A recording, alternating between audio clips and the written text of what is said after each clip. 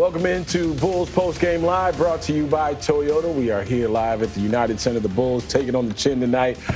Tried to knock off the undefeated Cleveland Cavaliers. They raised their record now to 12-0. They win 119-113. Jason Goff, Kendall, Gill with you. KG, this was a winnable game. Simple as that.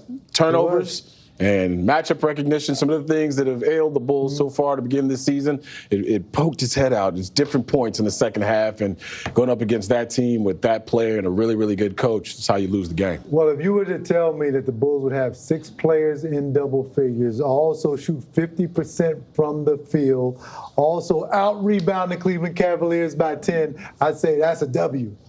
However, if you look at the turnover column, it's 21 turnovers tonight, and the Cleveland Cavaliers capitalized off of that by scoring 35 points off of those turnovers. That's the game right there. We might as well stop doing the show now. All right, peace out. It's been real. We appreciate you hanging out. Okay. But we can't. We got to see why they turned so many turnovers, man. I mean, Vooch, you got to shoot that ball right there, Vooch. Yeah, firing it out for Vooch three. had 20 points tonight, was having a great game. And it's just... Ty Jerome picks Zach LaVine's pocket. Picks Zach's pocket right there. Just careless turnovers. And, it's unfortunate. Yeah. It's unfortunate that these things are unforced because... We probably could have had 2 or 3 more victories had it not been for the turnovers. Yeah, this is something that has been plaguing this team for the early part of this season. Billy Donovan has addressed it. We've talked about rotations. Yeah. We've talked about matchups. But when you know that there's not going to be a lot of practice time during this tough slate where they had, 7 games in 12 days or something like that, you know there's not going to be a lot of practice time. It's time to hone in and stick to your fundamentals. A lot of jump passing like we saw at the end with Kobe White there. Just things that you can't do, especially against a team that is out to run. Like the Cleveland Cavaliers want to get up and down. Don't let the 2 big men fool you with Jared Allen and Evan Mobley. Those dudes, they have wings that want to run. Karis LeVert, Isaac Okoro, Darius Garland, and, of course, Donovan Mitchell. Right, and average 18 points a game from on the fast break. But this lets you know, in my opinion, it lets me know the Bulls can play with anybody. Okay, this is the hottest team in the NBA. 12-0 right now. I felt like the Bulls let them off the hook. Yeah. Because this should have been their first defeat tonight. No, yeah, the Bulls had the game, and even when there was a moment there with I think it was 2:43 left in the third quarter, and there was a matchup recognition issue that Stacey and Adam pointed out, and certain things that we pointed out throughout the season. Dean Wade was on Nikola Vucevic's back, and he didn't get the ball. It's like those little things that happens 3 or 4 times throughout a game, and in the end of the game, you lose by 6 points. You go, okay, a couple of those could have been converted to baskets. So there are things that the Bulls are that close to winning games with, but when you turn the basketball over and when you can't contain a star like Donovan Mitchell in the way that he scored 25 in the first half. They limited it to 11 in the second half. He turned into a little bit of a facilitator, but there's certain things you can't have. And the possessions, 98 shots for the Cavaliers, 87 for the Bulls. If you're going to neutralize them, you have to have the same amount of possessions or even more. Yeah, and listen, you have to take care of the basketball, and the thing is, it can't become contagious. If you let it become contagious and it starts to become a mental thing at the end of the game. I could tell that the guys in the fourth quarter were kind of shaky with the basketball because they were thinking, psychologically about turning the basketball over. You can't be like that, and that's why you have to take care of this basketball, stop the unforced turnovers. Yeah.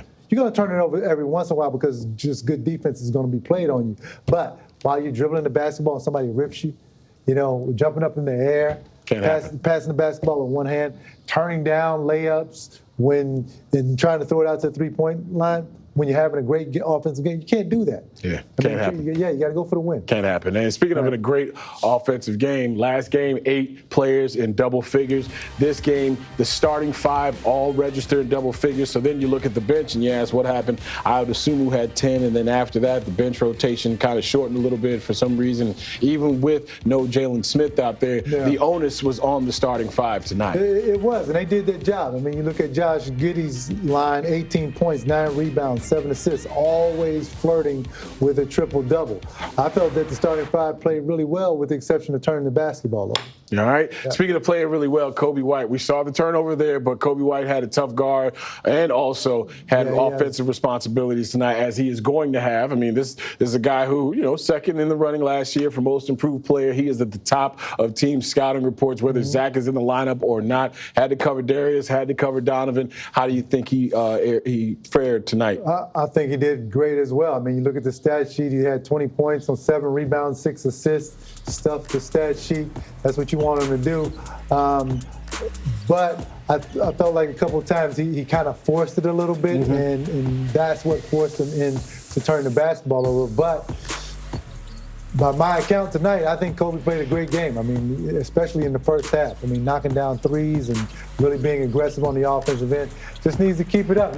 We just need a remedy for these turnovers. You know what I noticed too, KG, is that when there's an offensive flow, there was a point there in the game where it was a 9-2 run by the Bulls. It seems like it gave them kind of a freedom to, okay, we can start to see if we can hit some of these tough shots instead of keeping with the body blows, going to what was working during the run, pressing and running out. There was a few step-back threes, and then I'm like, I know you can make it. And Zach actually made one of the step-back threes, but living on that diet of tough shots. We saw it for the last few years. Shout out to DeMar DeRozan and all the clutch games we saw last year, but the diet of tough shots is not a sustainable one for this kind of team. Stick with the meat and potatoes. You don't got to get fancy. If you want to put a little ketchup on there, okay. But, hey, listen. You got to stick with what works. Not the fancy ketchup. Heinz, baby. The fancy ketchup is crazy. All right. Speaking of Josh Giddey, before we get to Zach, let's talk about Josh Giddey. Had his Bulls high tonight. 18 points, 9 rebounds, 7 assists. Had 4 turnovers, right? So he was one of the culprits as far as being loose with the basketball. But how do you think Josh played this evening? I thought he played well as well because he did everything he was supposed to do with the exception of sometimes turning over the basketball. And that's the thing. You can have a great game, but it's just those turnovers, the little things that could cause a good game to turn into one where you have a defeat. And that's exactly what happened tonight. His backcourt mate, or should I say his wingmate, Zach LaVine, second game after suffering the adductor strain. We know he's dealing with a shoulder. You see him playing with the shoulder sleeve now. You know he's a little bit banged up, but this is the second game in a row where he's looked spry, he's looked aggressive. He only had 2 turnovers tonight, which is, and we saw one of them being that rip at the end of the game by Ty. Very crucial by Ty Jerome. Ty Jerome is a nice little player coming off the bench for them. 26 points tonight for Zach, plus 16 in the plus minus, 3 assists. 6 rebounds, 2 of 7 from the three-point land, but 12 of 20 overall. How do you think he played tonight? Very impressed with Zach's skill level today. He showed you everything. He showed you pump fakes, then getting back on balance, knocking down jump shots. The one layup that he made late in the fourth quarter where he had to tap it and you didn't know what type of shot he was going to shoot. You see this one right here where he goes up over the big man defender right there and then stops and pops. He's back, man. He's back to that all-star level in which he was a couple years ago. All right. It's time now for our Toyota Play of the Game here in Bulls Postgame Live, presented to you by Toyota. That man, Donovan Mitchell. Yeah. We've seen some pretty fancy layups. But this is John Morant-like. That's as good as it gets right there. Is he trying to one-up John Morant? I mean, Ja did it twice in the game. He did. So he'd have to do it twice in the game. He's got to do it 3 times, right? I mean, shout out to Julian Phillips in there trying to take a charge. I like to see the hands up a little bit. You know, you're 6'9", but he had no idea he was going to do that. That was nasty. That was nasty. Pirouette, finishing with the offhand. You know. I'm gonna try that tonight. Be careful now. Make sure you get your Bengay out if you try that. No, I'm gonna try it on the game, man. What are you? On the video game. Okay. I thought you meant like in the backyard. You were gonna take Phoenix outside. Okay. I was about to say, like, we need to get a camera out there if that's the case. I don't want you. I need you on Wednesday now. Come on. Them days over, baby. Donovan Mitchell, one of the premier scorers in the game, 36 points, 8 rebounds, 4 steals. We talked about it in the pregame how he's been sharing the sugar a little bit more. 22.5 points coming into this season. into this game this season, 22.5 per game.